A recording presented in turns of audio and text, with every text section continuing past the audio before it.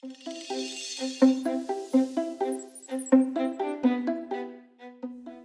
friends, welcome back to my channel Queen's Kaivannam Tamil.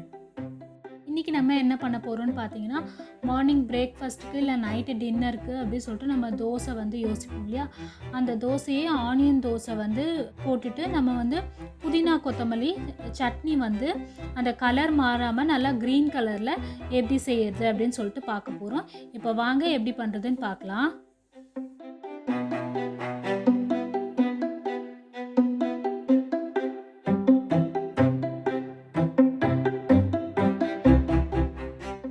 அரைக்கிறதுக்கு தேவையான பொருள்லாம் இந்த பிளேட்டில் எடுத்து வச்சுருக்கேன்.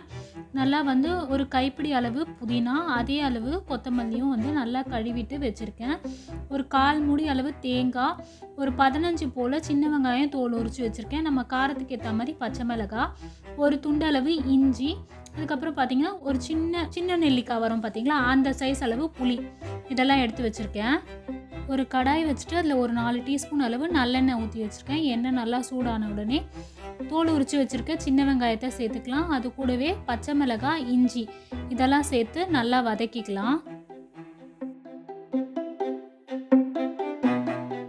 வெங்காயம் லைட்டாக வதங்கி வந்திருக்கு இல்லையா, இந்த ஸ்டேஜில் நம்ம கழுவி வச்சுருக்க புதினா கொத்தமல்லியை சேர்த்து வதக்கிக்கலாம்.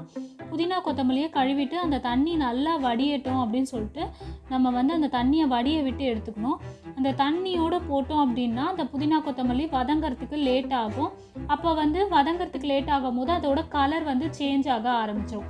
அப்போ நம்ம சட்னி அரைக்கும் போது அந்த க்ரீன் கலர்லேயே இருக்காது, அந்த சட்னி கொஞ்சம் டார்க் கலரில் மாறி இருக்கும். நம்ம தண்ணியை நல்லா சுத்தமாக வடிய விட்டு எடுத்து நம்ம வதக்கணும் அப்படின்னா சீக்கிரமாக வதங்கிடும், அந்த கலரும் மாறாது நம்மளுக்கு. புதினா கொத்தமல்லி நல்லா வதங்கிடுச்சு. இதுக்கப்புறம் நம்ம ஒரு 1/4 மூடி அளவு தேங்காய் கட் பண்ணி வச்சுக்கோம் இல்லையா, அதை சேர்த்து ஒரு வாட்டி மிக்ஸ் பண்ணிவிட்டு ஒரு பிளேட்டில் போட்டு ஆற வச்சு நம்ம அரைச்சிக்கலாம்.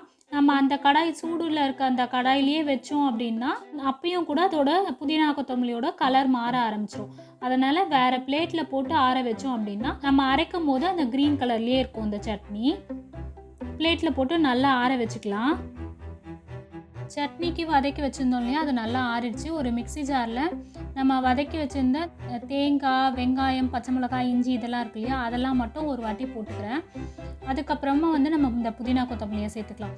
இதெல்லாம் போட்டு இந்த சட்னிக்கு தேவையான அளவு உப்பு போட்டு லைட்டாக ஒரே ஒரு சுற்று மட்டும் சுற்றி எடுத்துகிட்டு வந்துடலாம் மிக்சியில். எல்லாத்தையும் ஒன்றா போட்டோம் அப்படின்னா இந்த தேங்காய் வந்து ஒரு சில ஜாரில் வந்து அரையாமல் போகிறதுக்கு சான்ஸ் இருக்குது. அதுக்காக இஞ்சி, தேங்காய் இதெல்லாம் வந்து ஒரு வாட்டி சுற்றி எடுத்துகிட்டு வந்துடலாம்.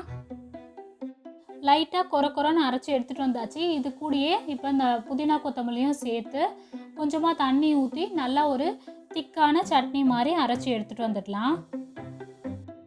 சட்னி நம்ம வந்து அரைச்சி எடுத்துகிட்டு வந்துட்டோம். இந்த சட்னிக்கு தாளிச்சிக்கலாம். ஒரு கடாய் வச்சுட்டு ஒரு 2 டீஸ்பூன் அளவு நல்லெண்ணெய் ஊற்றி வச்சுருக்கேன். அதில் எண்ணெய் காஞ்ச உடனே கடுகு, உளுத்தம்பருப்பு போட்டு பொரிஞ்ச உடனே இந்த சட்னியில் சேர்த்து மிக்ஸ் பண்ணிக்கலாம். நம்ம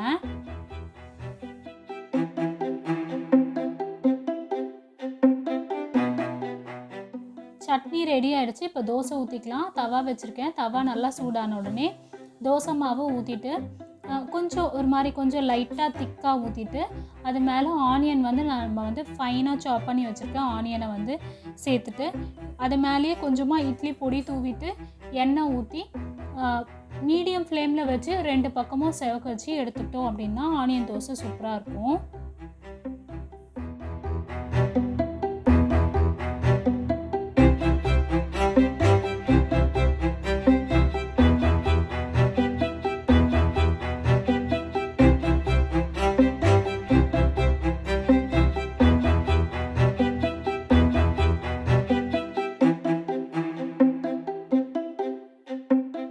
நம்மளுக்கு ஹோட்டல்லலாம் வாங்குற மாதிரியே ஒரு ஆனியன் தோசையும் க்ரீன் கலர் புதினா சட்னியும் ரெடி பண்ணிட்டோம்.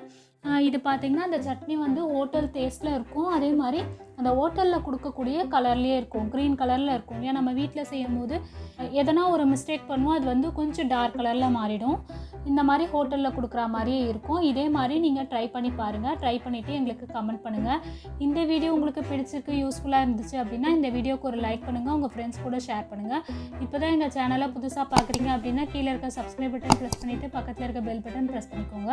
அப்போ தான் நாங்கள் ரெகுலராக போடுற வீடியோஸ் உங்களுக்கு நோட்டிஃபிகேஷனாக கிடைக்கும். தேங்க்யூ. பாய் பாய்.